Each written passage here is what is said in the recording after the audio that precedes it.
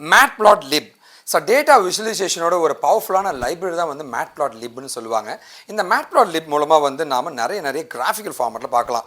Sir ஒரு data இருக்குது, அந்த டேட்டாவை நான் ஏன் விஷுவலைஸ் பண்ணால், ஸோ ஒரு டேட்டாவை நார்மலாக ஒரு டேபிளில் பார்க்குறத விட அது கிராஃபிக்கலாக பார்க்கும்போது செம சூப்பராக இருக்குங்க. அதனால் எல்லாருமே வந்து கிராஃபிக்கல் ஃபார்மேட் எதிர்பார்க்குறாங்க. அதனால தான் டேட்டா விஷுவலைசேஷன் அப்படின்ற ஒரு டொமைன் பயங்கர ஃபேமஸ் ஆகிடுச்சிங்க. ஸோ இப்போ நம்ம பார்க்குறது டேட்டா விஷுவலைசேஷனாக என்ன, அதில் இருக்கிற டூல்ஸுங்க, இதனுடைய அட்வான்டேஜ் என்னன்னு பார்க்கலாங்க. Welcome to my channel. நான் உங்களோட அண்ணன் Venkat from venkat.kaashiv InfoTech Company.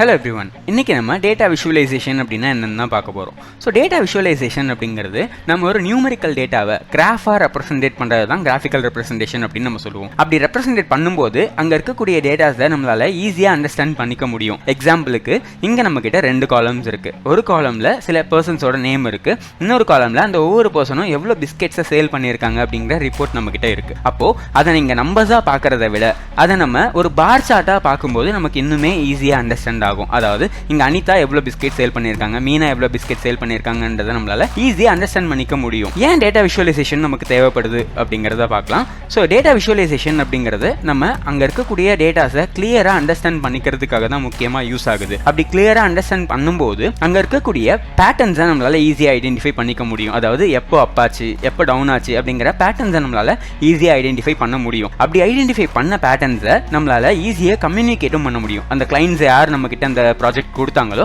அவங்க கிட்ட ஈஸியாக கம்யூனிகேட்டும் பண்ண முடியும். அதுக்காக தான் இந்த கிராஃபிக்கல் ரெப்ரசன்டேஷன் அப்படிங்கிறது முக்கியமாக தேவைப்படுது. அடுத்ததா டேட்டா விஷுவலைசேஷன் எங்கெல்லாம் யூஸ் ஆகிட்டு இருக்கு அப்படிங்கிறத நம்ம பார்க்கலாம். அதில் first one business.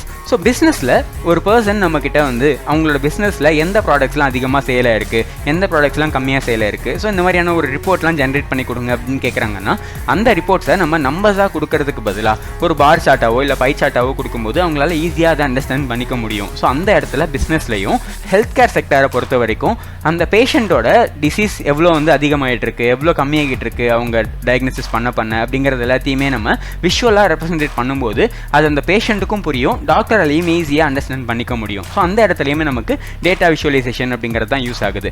And finance செக்டாரை பொறுத்த வரைக்கும் இப்போ ட்ரேடிங் எல்லாம் எடுத்துக்கிட்டிங்க அப்படின்னா ஒரு கம்பெனியோட ஸ்டாக்ஸ் எவ்வளோ இன்க்ரீஸ் ஆகுது, எவ்வளோ டிக்ரீஸ் ஆகுது அப்படிங்கிறது எல்லாத்தையுமே வெறும் நம்பர்ஸாக எல்லாருமே பார்க்க அது அவங்களுக்கு கன்ஃபியூஷனாகவும் இருக்கும். அண்ட் ஆல்சோ அதோட இன்ட்ரெஸ்ட் வந்து கம்மியாகிட்டே போயிடும்.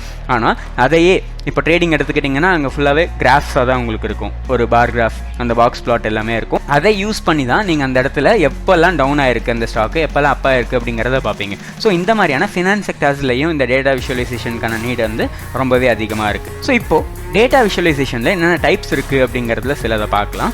அதில் டேட்டா விஷுவலைசேஷனை பொறுத்த வரைக்கும் நிறைய கிராஃப்ஸ் இருக்குது. அதில் சிலது என்னென்னு பார்த்தீங்கன்னா pie chart, line chart, bar chart and histogram. இந்த மாதிரி நிறைய சார்ட்ஸ் அவைலபிளாக இருக்குது. நம்மளோட யூசர்ஸுக்கு ஏற்ற மாதிரி நம்ம என்ன பண்ணிக்கணும், நம்மளோட சார்ட்ஸை வந்து சூஸ் பண்ணிக்கணும். ஸோ இதே மாதிரியான சார்ட்ஸ் பற்றின டீட்டெயில்ஸும் இந்த என்னென்ன சார்ட்ஸ் இருக்குது, அதை எப்படிலாம் நம்ம கஸ்டமைஸ் பண்ணலாம் அப்படிங்கிற வீடியோஸை ஃபியூச்சரில் நம்ம அடுத்தடுத்த வீடியோஸில் பார்த்துட்டு தான் இருக்க போகிறோம். இதே மாதிரியான கோர்சஸ் நம்ம நிறைய கண்டக்ட் பண்ணிக்கிட்டு இருக்கோம். அதுக்கான கோர்ஸ் டீட்டெயில்ஸ் எல்லாமே இந்த நம்பர் காண்டாக்ட் பண்ணி நீங்கள் விசாரிக்கலாம். கோர்ஸ் ஏதாவது ஜாயின் பண்ணணும்னு நினச்சிங்கன்னா இங்கே கொடுத்துருக்க அட்ரஸில் வந்து நீங்கள் என்கொயரி பண்ணுறது மூலியமாகவும் நீங்கள் கோர்ஸில் ஜாயின் பண்ணிக்கலாம்.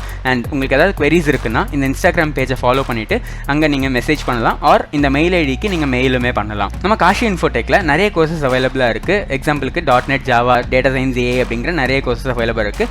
நீங்கள் இதில் எந்த கோர்ஸ் ஜாயின் பண்ணணும்னு நினச்சிங்கனாலும் முன்னாடி கொடுத்த நம்பர்ஸுக்கு நீங்கள் காண்டாக்ட் பண்ணி ஜாயின் பண்ணிக்கலாம். தேங்க்யூ, பாய்.